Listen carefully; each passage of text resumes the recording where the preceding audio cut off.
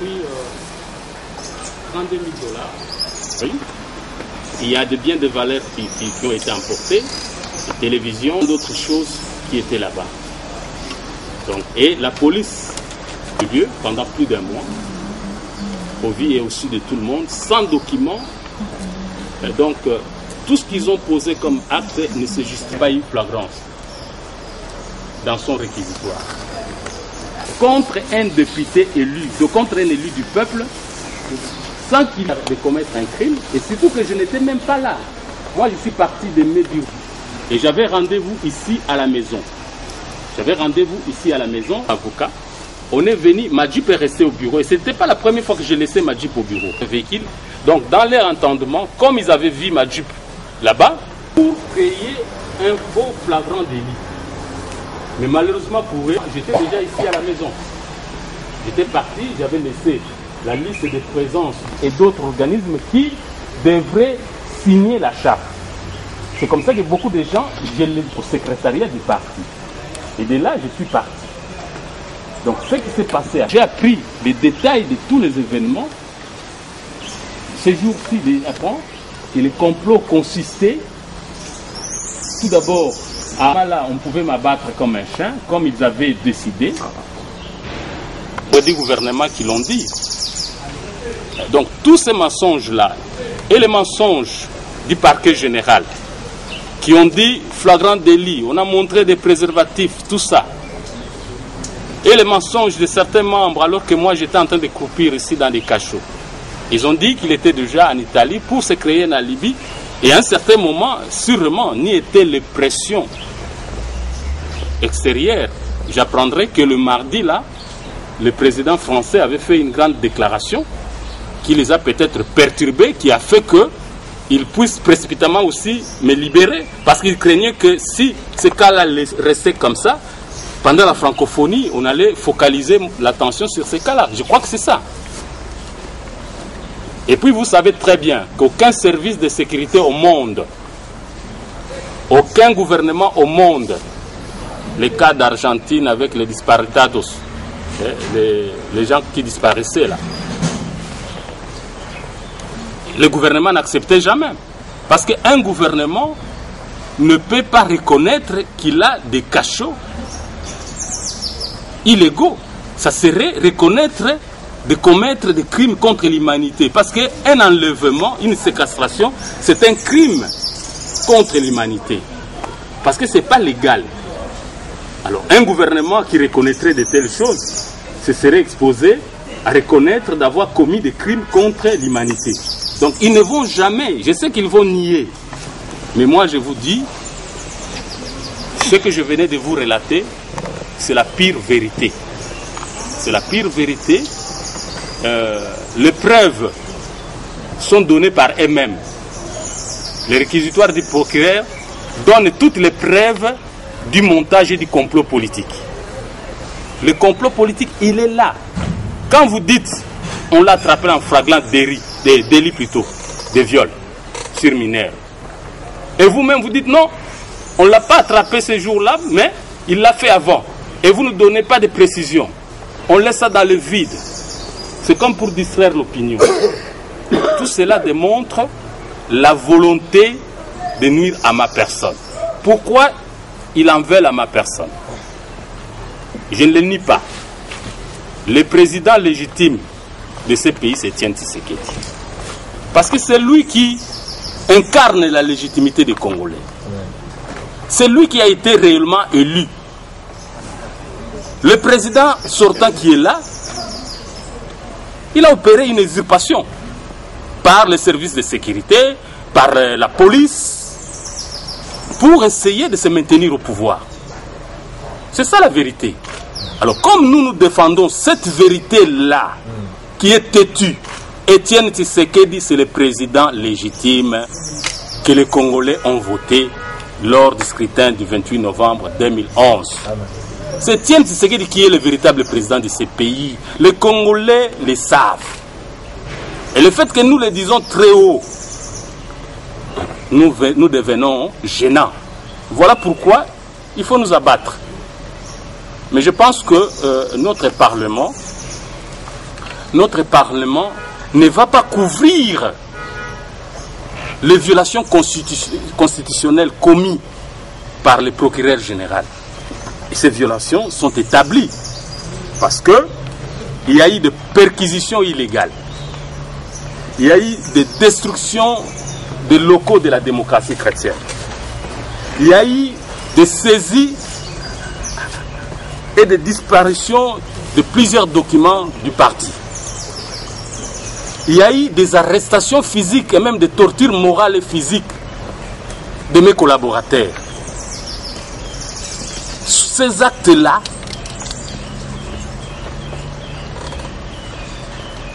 ne sont pas couverts légalement. Pourquoi? Parce que le procureur général ne peut pas engager des poursuites contre un élu du peuple aussi longtemps qu'il n'y a pas flagrant délit automatiquement. Et lui, il va ouvrir un dossier RMP, ça veut dire registre des poursuites déjà, pour quelqu'un qui est élu du peuple sans lever son immunité. Donc il a posé des actes qui deviennent des actes en violation de la Constitution. Et maintenant, il veut couvrir ces actes comment? Croyant que les députés, les élus du peuple, qu'ils soient de la majorité sortante, qu'ils soient de la majorité présidentielle populaire, il y a quand même des hommes d'État parmi eux. Ils ne vont pas cautionner les actes illégaux que le procureur a posés. Ils ne vont pas cautionner cela. Parce que ça serait comme si le Parlement venait couvrir les actes que le procureur a déjà posés en violation de la Constitution.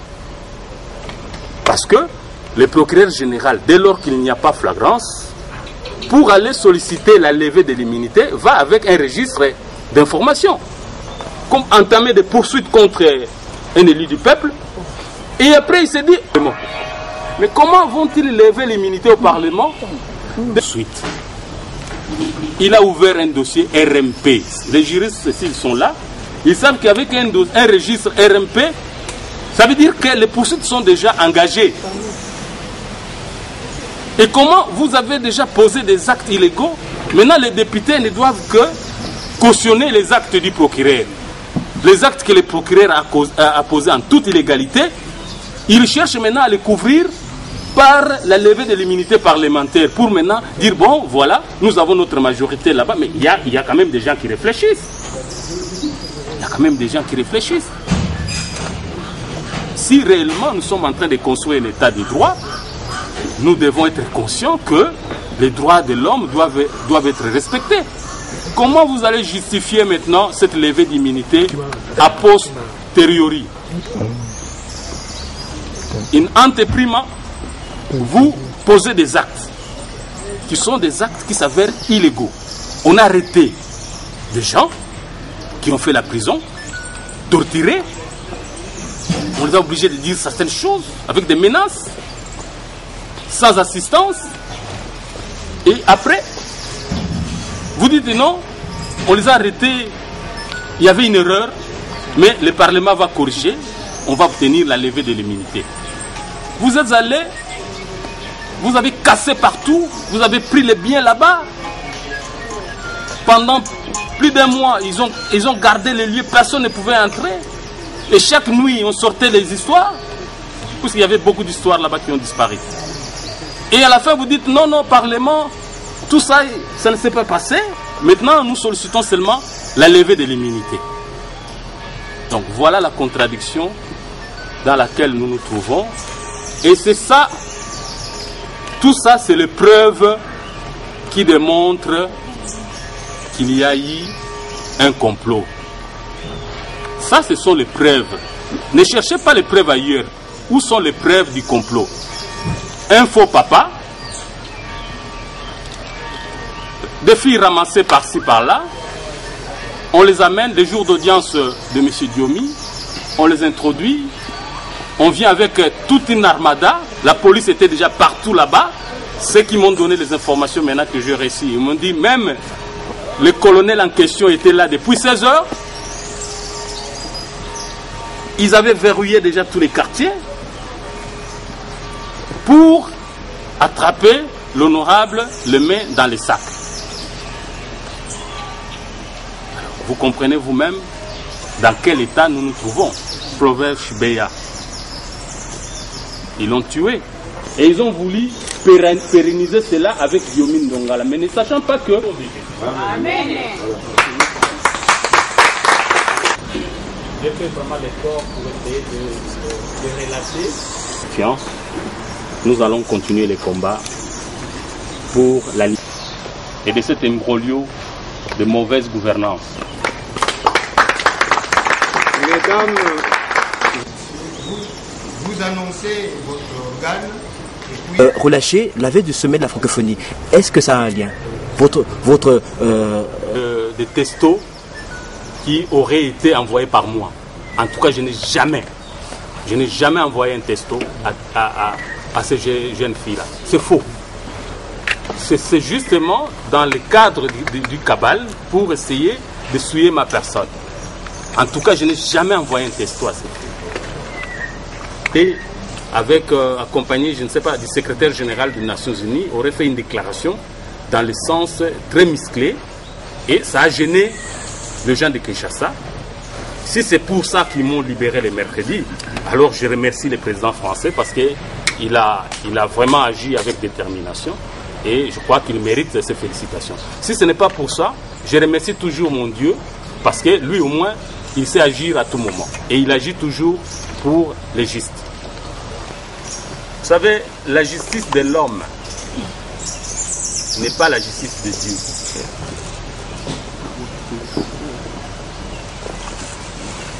La justice de l'homme n'est pas la justice de Dieu. Dieu a sa justice, il agit selon ses méthodes. L'homme aussi a sa justice, il agit selon ses méthodes. Et parfois, la justice de l'homme se trompe. Mais la justice de Dieu ne se trompe pas. C'est pourquoi je dis toujours, j'ai peur de la justice de Dieu, mais je n'ai pas peur de la justice des hommes. Parce que l'homme peut te condamner, mais si ton Dieu estime que tu es innocent, ton âme ne sera jamais bannie. C'est pourquoi mes références, c'est là. Je leur pardonne par rapport à la justice de Dieu. Mais par rapport à la justice de l'homme, qui est une justice calamiteuse, il faudrait que la vérité apparaisse au grand jour. Voilà pourquoi j'ai porté plainte. Intitulé RMP. Il reconnaît qu'il a ouvert des poursuites. Et après que vous avez ouvert des poursuites, vous vous rendez compte que le dossier est vide, vous vous butez à des difficultés de finition de ce dossier-là, vous dites allons lever l'immunité. Hein? C'est comme quelqu'un, il tue tout d'abord la personne, après il va dire non, allons chercher un médecin pour les réhabiliter. Aussi au Bomi Moutou. Et bon, on a un médecin après.